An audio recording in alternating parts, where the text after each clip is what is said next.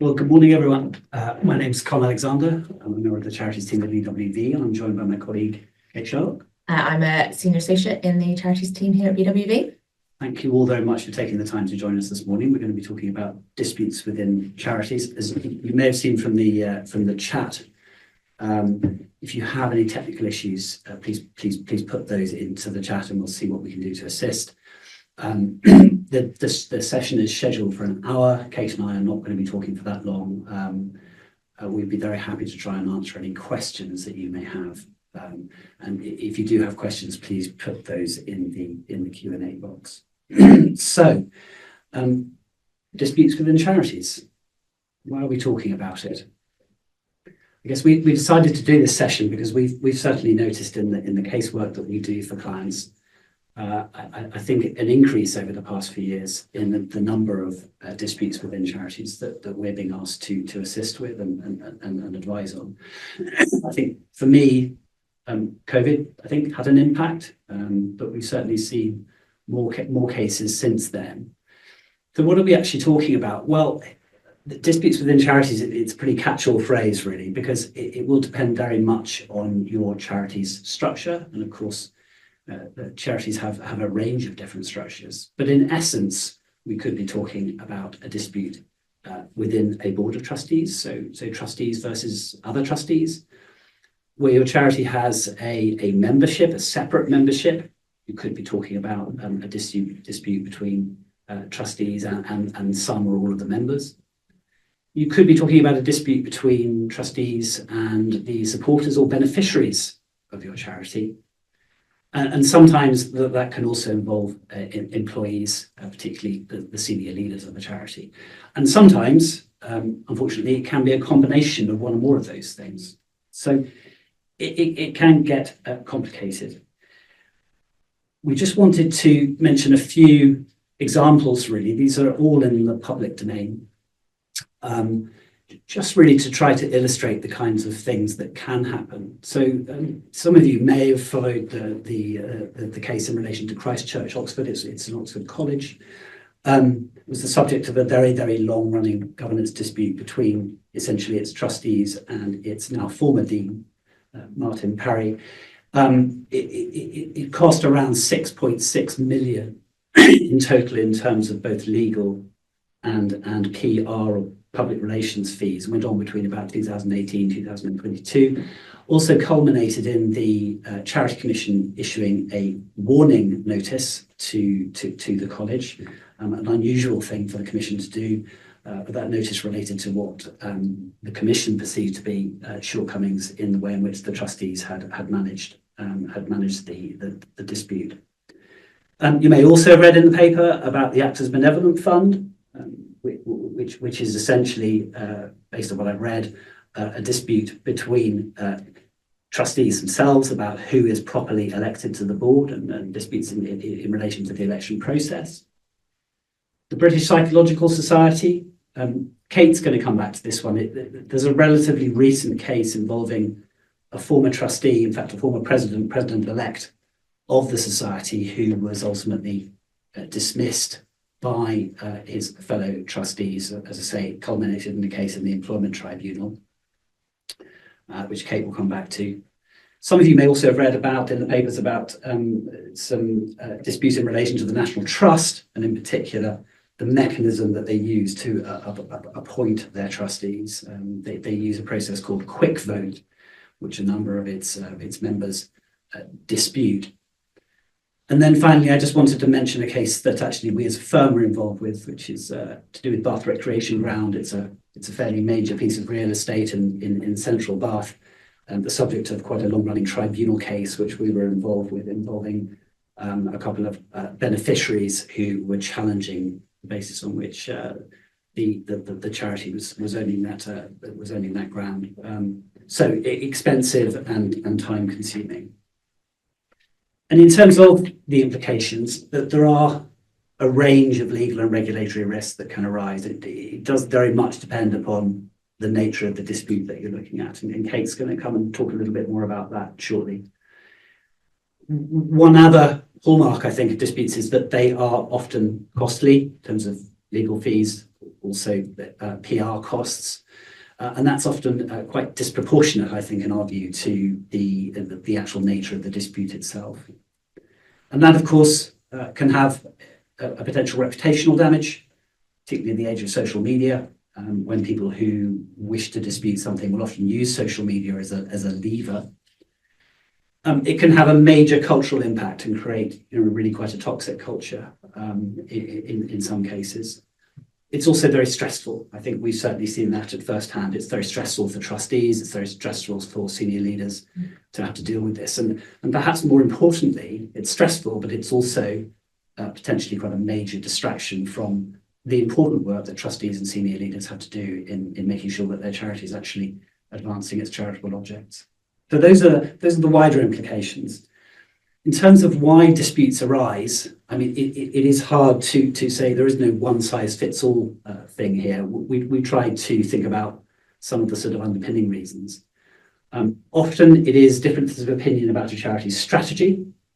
So what it is that the trustees, for example, wish to do, perhaps a change of direction for the charity which its members don't agree with. It could be a difference of opinion about the way in which the charity is governed. So in the National Trust example, the way in which, for example, trustees are appointed by a charity's members. Underpinning that, we think, is probably in some cases perhaps a failure to understand or acknowledge the different roles and responsibilities that all of the people who fit into a charity are discharging in a charitable context. So the different roles, for example, of a group of members of a charity from the role of a group of trustees. And then the disputatious element is often driven really by really quite strongly held convictions and beliefs. People are very energized often by a charity that they're associated with. They do have strong convictions and beliefs. And that, in our experience, can often lead to what we called on the slide digging in. So positions can become entrenched quite quickly. And that is often, as I've said on the slides, often amplified by the impact of social media. So I'm going to hand over to Kate now, and she's going to tell you a little bit about some of the key areas of legal risk that we see arising. Great, thanks, Con. This is probably going to be a fairly swift canter through the various different risks and particularly legal risks that might arise where there is a dispute. And that's predominantly because often with these kind of disputes, it's a bit like throwing everything at it. So you might find that something starts in one way and actually starts to kind of develop. And as things progress, more claims are sort of brought into those potential disputes. So in general, we would, from our experience, say that the nub of a lot of charity disputes comes from breaches of a governing document or alleged breaches of a governing document. Be that where there might be an allegation of a breach of duty of trustees, or a breach of decision-making processes, or a breach of charity or trust law. And in general, those are sort of at the nub of a lot of kind of internal disputes that we see within charities. The other claims that we see come up fairly frequently are claims of defamation.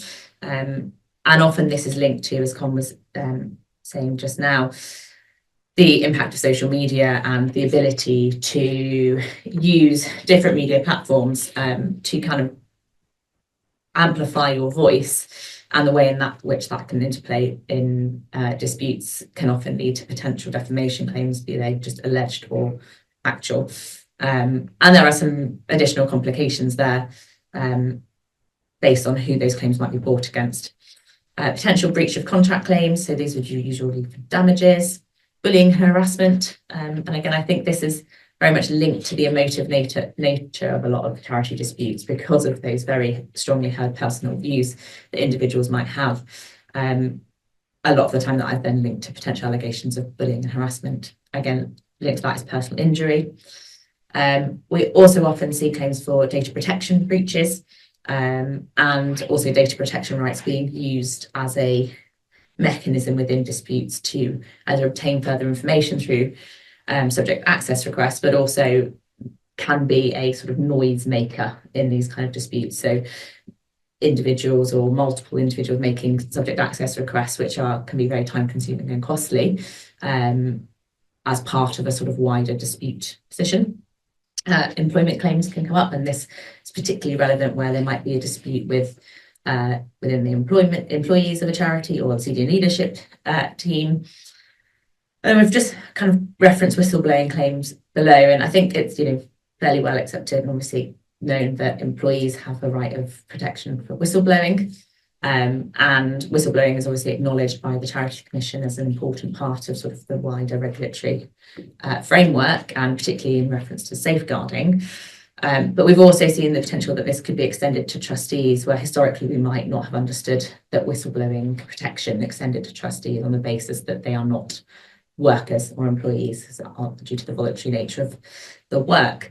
And that was the British Psychological Society case that Con was referencing earlier. We don't have a definitive answer on this, although the comments from the Employment Appeal Tribunal, suggesting that actually this needs to be looked at in a more broader context rather than simply is there a kind of contractual right for payment, and that this has been sent back to the Employment Tribunal to sort of consider further in the application of the test for who might be protected from whistleblowing, particularly in reference to the role of officers. So we will wait and see what comes out of this one, but I think it's something to be aware of, and in terms of horizon scanning is going to potentially be relevant. So we thought it might be useful just to give a quick snapshot of the potential regulators who might become involved in a dispute. I'm not going to focus on all of these. I'm actually only going to focus on the Charity Commission. And I've probably missed many regulators that are relevant for various different charities. But I think just picking up there that a lot of charities are working in fairly regulated spaces. There's the ICO for data protection reasons, but education charities running care provision are all also regulated by these additional regulators, and their registration is obviously contingent on that continued regulation and registration with them. And often we will see in disputes, one of the tactics or one of the things that could happen is multiple complaints to multiple different regulators. And it actually might be that as a charity, the first time you hear about a complaint is a regulator contacting you. And this is often because of the easy kind of mechanism by which you can raise complaints with these regulators. And one thing that's worth noting is that there is a sense of information sharing. So often these regulators will share information with each other. So one thing that's always worth sort of thinking about in these kind of contexts is who might need to be aware, or who might a complaint have been made to, and just kind of making sure you've got all bases covered.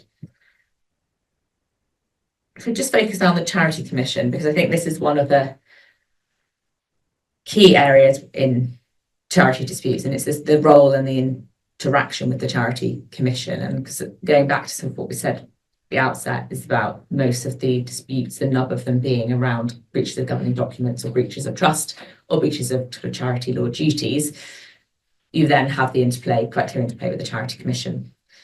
Just as a kind of overview, the Charity Commission is a risk-based regulator, and its framework just takes a proportionate approach. Generally, what this means is the Commission aren't going to get involved with every single dispute that comes its way. In fact, we often see the Commission responding to charities saying we don't get involved with trustee disputes, for example. But obviously, it is taking a temperature of the general charity sector and assessing where those key risks are when it comes to disputes. And a lot of the time it's regulating through essentially the public lens. So one of its key roles is maintaining the public trust and confidence in charities.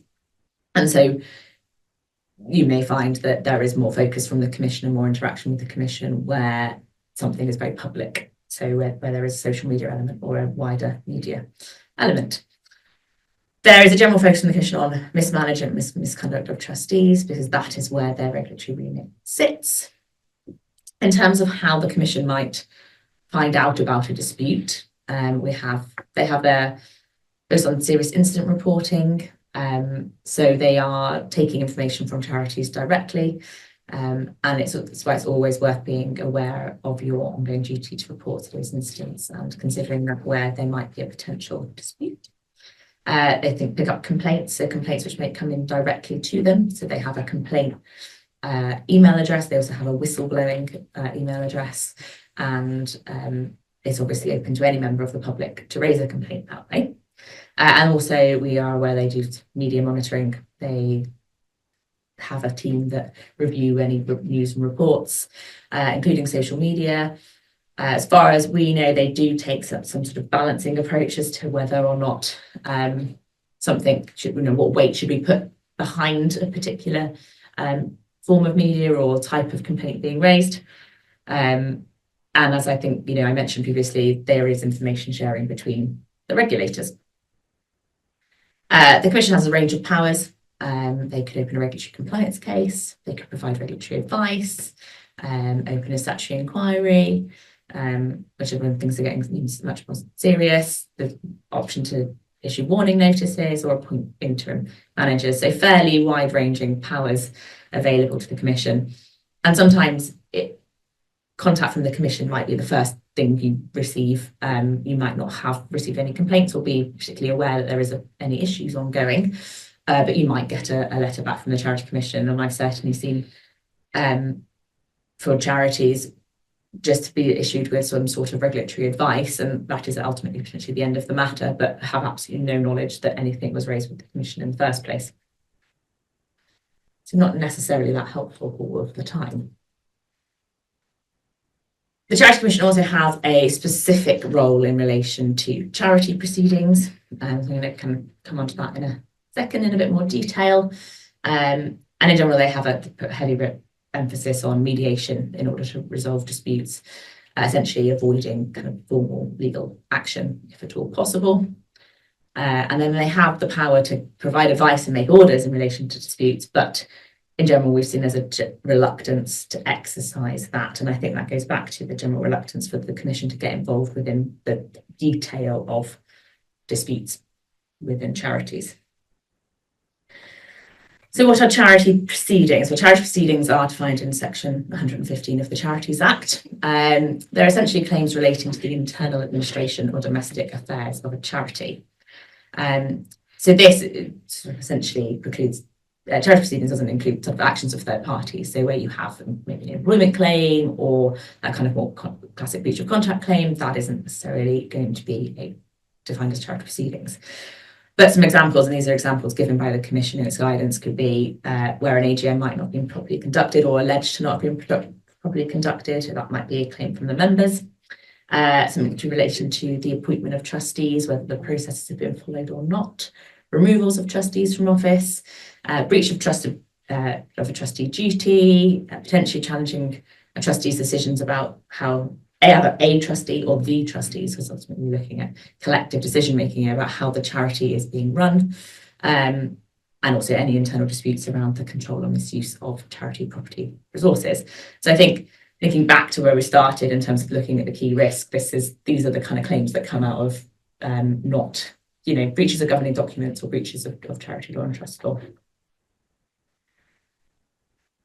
So who might bring charity proceedings? It's not open to everybody to bring charity proceedings. It could be the charity itself, any of the charity trustees, any person interested in the charity. Now, this isn't necessarily defined, and there is some case law that kind of suggests this is people who have more interest than a general member of the public in securing the administration of a charity, but it is a fairly vague test. And if you're a local charity, any 2 or more inhabitants in the area. Why is it particularly relevant? Well, charity proceedings require Charity Commission consent in order to be brought. So this will be a case of kind of someone who wants to bring charity proceedings will have to approach Charity Commission in the first instance. And then the Charity Commission essentially have what is seen as a sort of gatekeeping role here. And one sort of point that I highlighted from the Charity Commission's guidance, and this is available online, is around the legal underpinning of charity proceedings, if you're ever looking for some nighttime reading, is that part of the reason that this is in place is to stop that the charity should not be harassed by the multiplicity of hopeless cases. I just thought it was quite a nice little quote. But then the second part that the Charity Commission will consider is whether or not actually legal proceedings are necessary, or whether the Charity Commission can use any of its powers to help deal with these disputes. Our experience is that the Commission's approach is generally fairly opaque. It's not always possible to predict how they're going to approach granting their consent or consider, assessing matters in order to grant their consent. And you may not, as a charity, receive notice that a claim has been made until after the Commission have sort of considered it. So it's one of those things that it's worth, if you are in dispute, just being in contact with the regulator, with the Charity Commission, if possible, for any forewarning. I'm now going to pass over to Con, who I think is going to pick up on sort of managing disputes when they do happen. Thank you, Kate. Well, managing a dispute can be challenging, and I think it's fair to say there is clearly no one size fits all approach here, because it will often be very factually and legally sensitive. So what we've tried to summarize here on the slides which follow are, we think, some of the sort of more general principles that people should look to apply if they are heading towards or are already in a dispute. So the first one is always try to make sure that you're analysing the issues and the risks objectively and at the earliest possible stage. And I think Kate will touch later on sort of trend spotting around disputes and trying to get some early warning when you think something may be bubbling under that's suddenly going to erupt. And that initial process involves looking very clearly at the potential legal, reputational, any other issues, the degree of risk, and some specific things around identifying any conflicts of interest. So this can be quite a major complicating factor where, for example, you have a group of trustees on a board making allegations about another group of trustees on a board, and you immediately get into issues in relation to conflict of interest, which need to be very carefully managed from a governance perspective, but which can generally add quite a lot of complexity to the process. You obviously also need to think about any reporting obligations, and Kate's talked about serious incident reporting to the Commission, and sometimes there may be a tactical advantage in doing that. And then obviously just in terms of risk, thinking really quickly about what insurance cover you've got, whether you need to make any kind of notification to your insurer, again, depending on the nature of the dispute. The next point we wanted to talk about was also identifying who is actually going to lead on the issues raised and making sure that they've got the power to do so. I've referred to that there as the delegated power to act. And I'm sure you'll all be familiar with the basic principle that trustees can generally delegate, and where it's appropriate to do so, should do so. The reason for thinking about delegation is that disputes are often quite fast moving. It may not be possible to get all your trustees together every time there is some change in the way the dispute has evolved. So we generally find that it's quite important to identify at a pretty early stage a group of people, which could be trustees, a combination of trustees perhaps and senior leaders, who have delegated authority to make decisions within a range, but with appropriate reporting back to the trustees. And obviously it's for the trustees to determine what that should look like. You are probably going to need some advice, and you need to think about what kind of advice you need at an early stage. That may not necessarily be legal. It could be public relations advice, for example. And there are a number of organisations out there that specialise in advising charities in that space.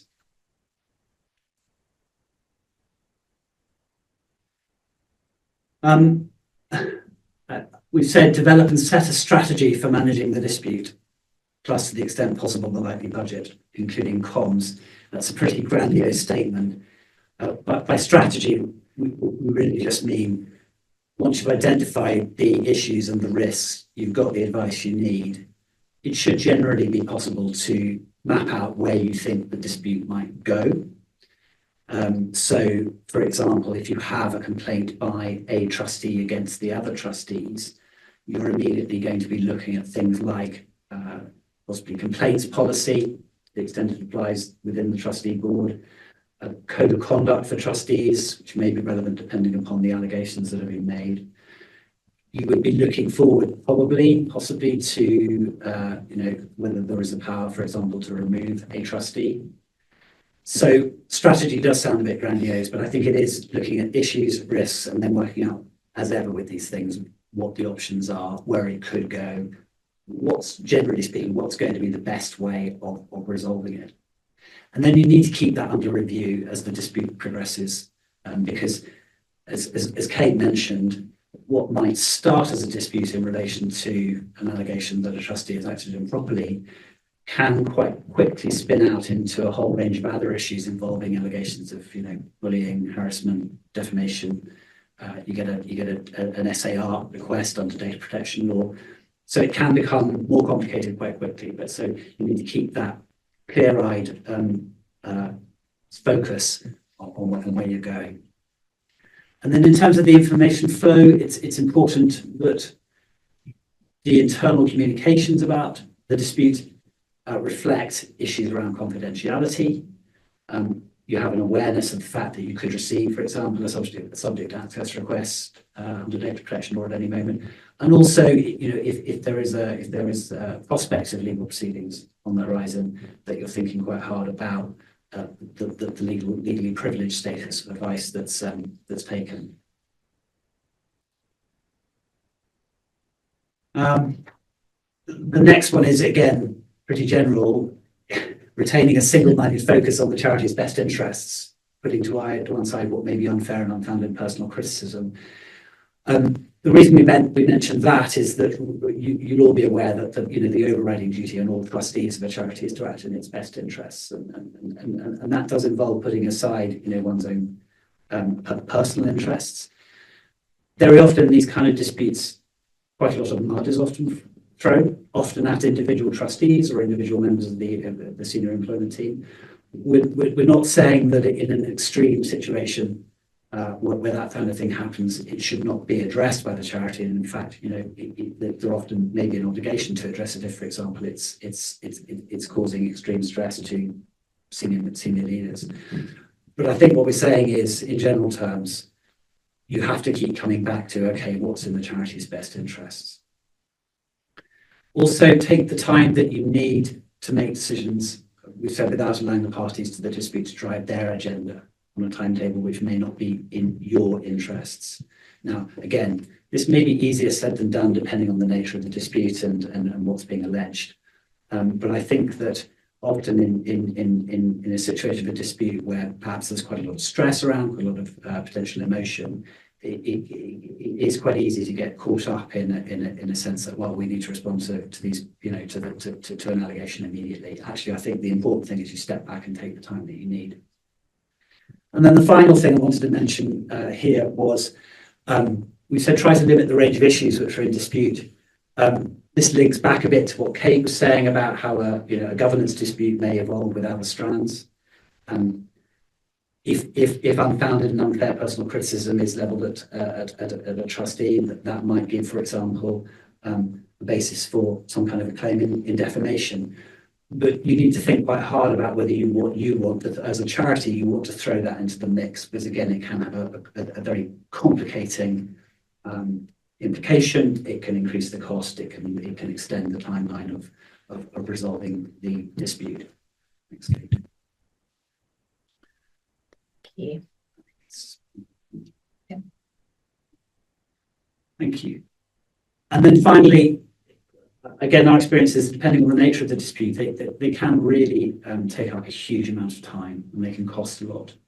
And this is obvious, really, but we just wanted to say it's really important to try not to lose sight of the fact the charity needs to continue on a business as usual basis so far as possible, to try and think about the impact on the health, welfare and morale of the charity's senior leaders and other employees. But also, I think really crucially, the impact on the health, welfare and commitment of the trustees, who are, after all, acting as volunteers and will often have other commitments, other things in their lives. So can I hand back to Kate now? I'm just going to switch. I've noticed there's some comments about sound quality. I'm going to try and switch the microphone second and see if that improves it for anybody. I'm going to continue on the basis that hopefully it's still working. But if you want to pop in the comments if it's not and there's a problem, let me know. That'd be great. I'm going to just talk about avoiding a dispute, and wouldn't it be amazing if we had the magic solution for avoiding a dispute. Sound is good from Kate. Good. Well, that's generally my loud voice, probably. So I've very helpfully just put good governance and constitutional review there. Easy, done and dusted. I think we raised them because there's 2 points often go hand in hand, and it's often difficult to put good governance in place where your constitutional documents don't have a clear structure for that good governance. And there's often a lot of good practice that goes on in charities that is not helped sometimes by out-of-date constitutional documents or by not having the adequate powers that trustees and the charity as a whole might need to be able to do that effectively. In terms of avoiding a dispute, timing-wise, it's always better to do it before you have a dispute. And isn't hindsight a wonderful thing if we all had a looking glass? But in general, I think thinking about regular audits and reviews of processes and procedures when it comes to governance, but also your constitutions, and having, you know, the potential of dispute down as sort of your risk register.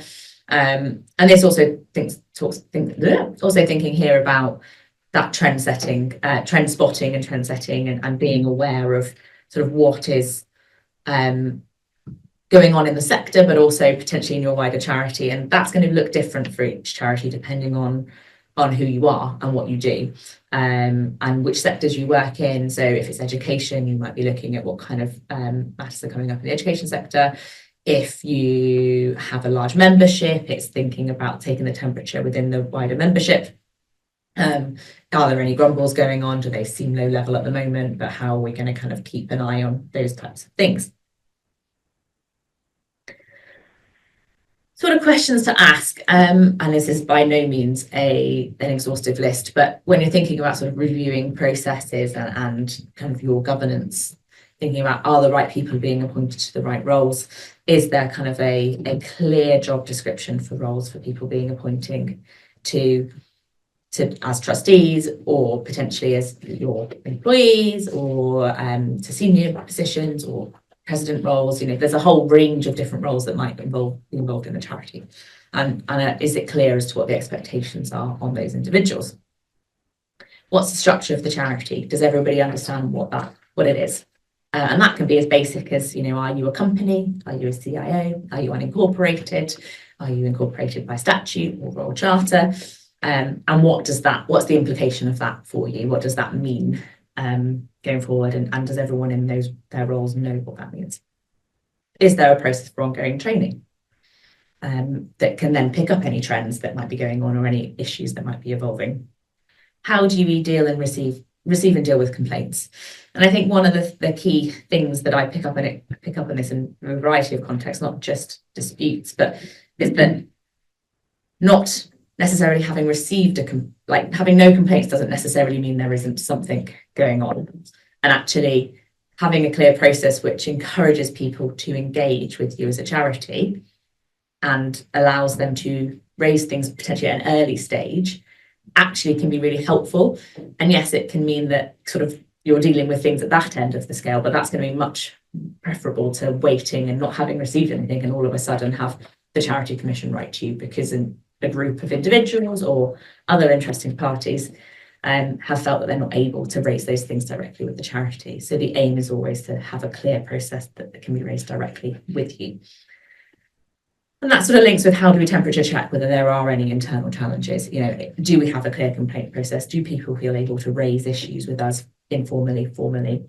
Are we kind of, you know, thinking about how our wider membership, if that's relevant, are feeling, or are we taking any kind of surveys? I mean, it's fairly generic to take a survey, but, you know, those types of activities, are they relevant for you? And do you have a code of conduct? And does this apply? Who does this apply to? And what powers might we have to implement that?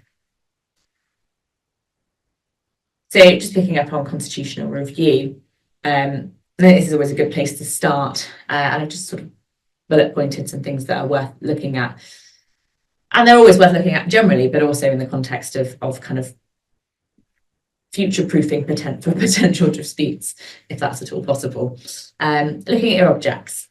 Do these reflect what the charity is doing? You know, are they clear? Are we still in line with those objects and not acting in breach of trust? by having kind of developed and it's really common for charities to develop as time goes on and sort of move into slightly different but aligned areas, and that can be an element of conflict and dispute within charities internally in terms of directions of travel, and are we all very clear on what those are. Member appointments. What are the provisions for member appointments? Are they up to date? Do they work for us? Who are going to be our members? Those types of questions. Trustee appointments. And here I think it's thinking about, do we have the powers that we need to recruit effectively for our trustees? Are we able to think about the skills that we need on the board and review that? Are we able to have some form of recruitment process? Do any third parties have appointment rights directly to the trustee board? Do we need to think about mechanisms that fit within the modern context that we operate now, taking into account things like safeguarding? Do these provisions still work for us now? Are there adequate powers for enforcing a code of conduct and for trustee or member removal? And I think there was a question that's popped up as we've been going around, having the power to remove trustees. I think we generally, it forms part of sort of our template provisions. We would often say it's not necessarily should be relied upon, but having those kind of powers where it could be seen in the best interest of the charity for a trustee no longer to be in post, but that has to have adequate safeguards around its use in terms of how many, the majority of other trustees who are voting for it. And it's often seen as a sort of last resort, essentially. But those kind of powers can be really helpful in ensuring that we have the right people in the right places. Do we have conflicts of interest provisions within the constitutional documents that allow us to adequately manage conflicts?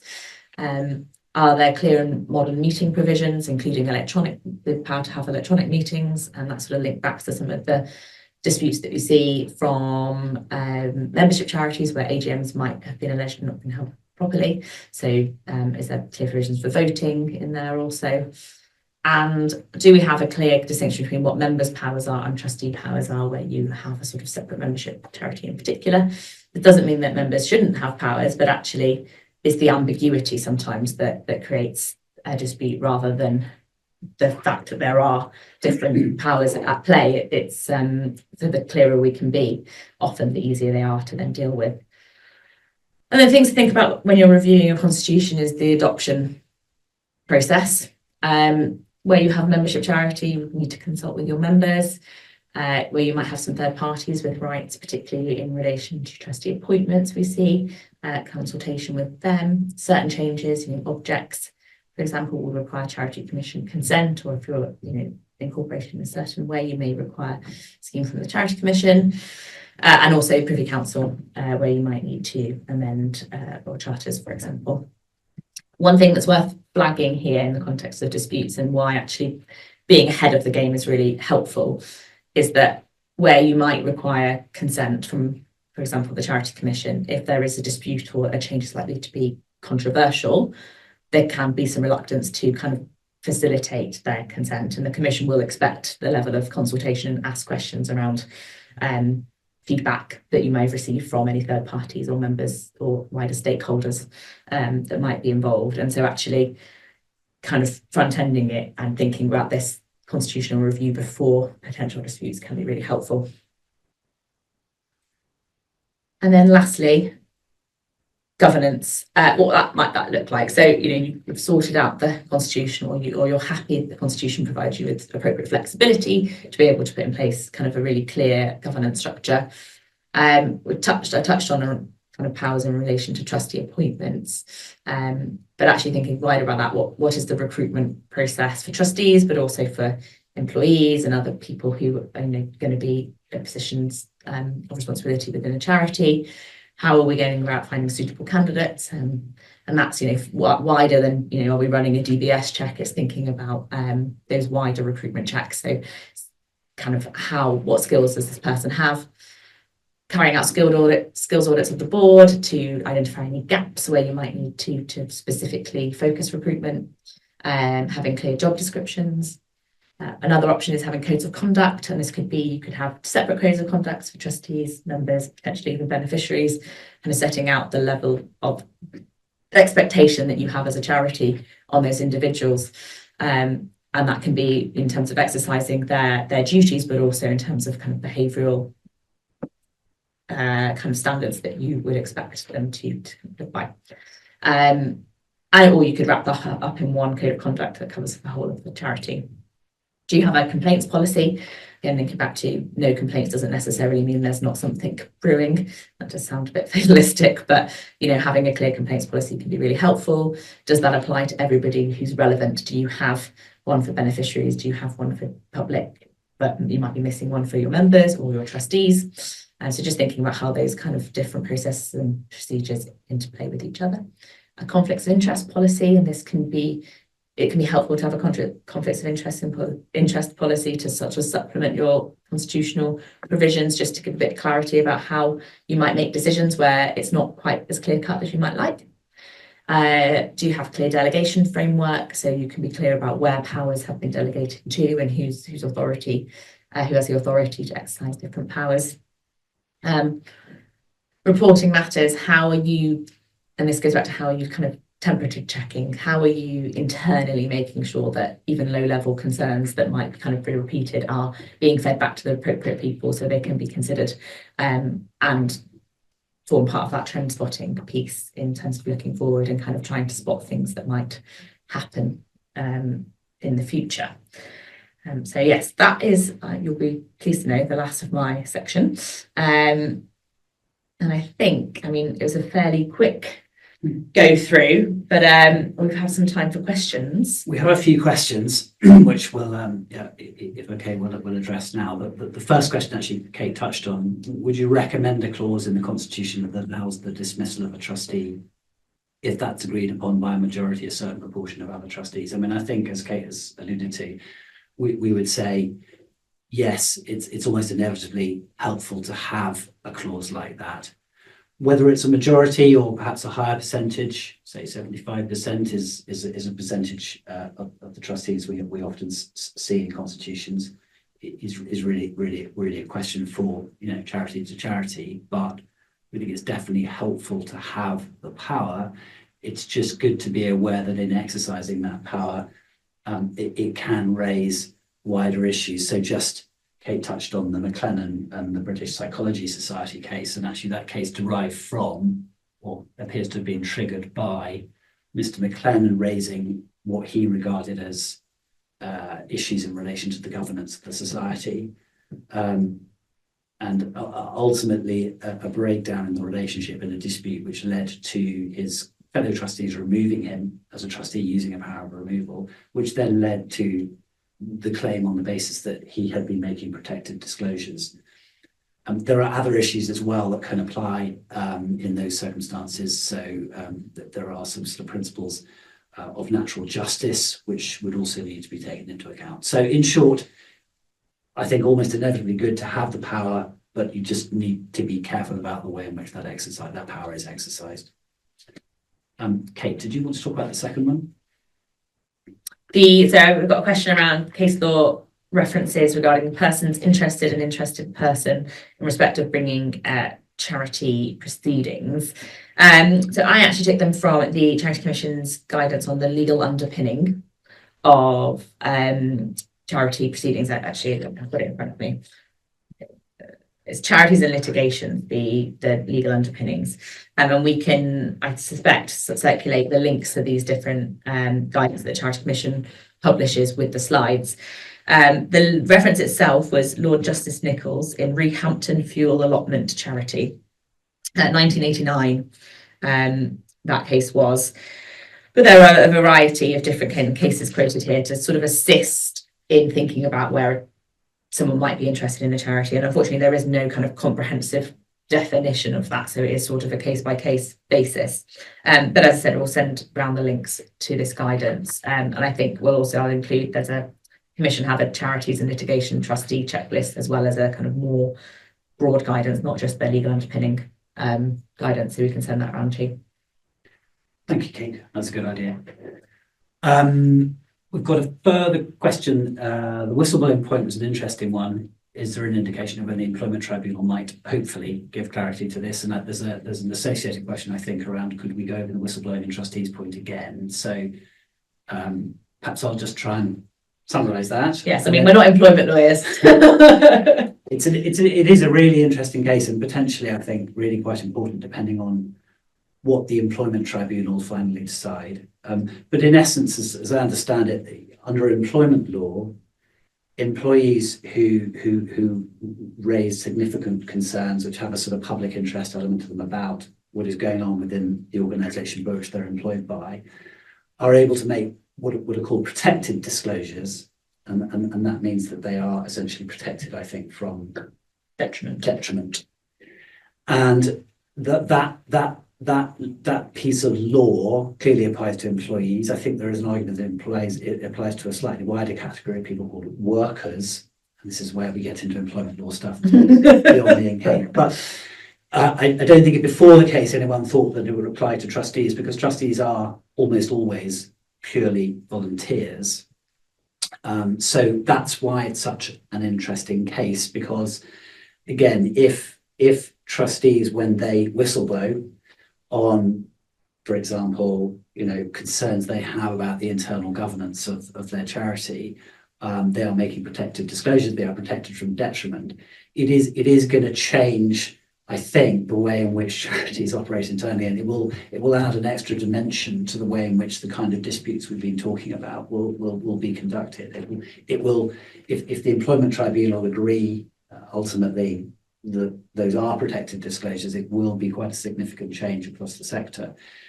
Quite when the employment tribunal is going to look at it, I'm afraid we don't know. I was just looking at the case, and one thing which may slow it down is that the tribunal judge said, I accept the point made by the claimant, that was Mr. McLennan, and the Charity Commission, that this is a matter of considerable public importance.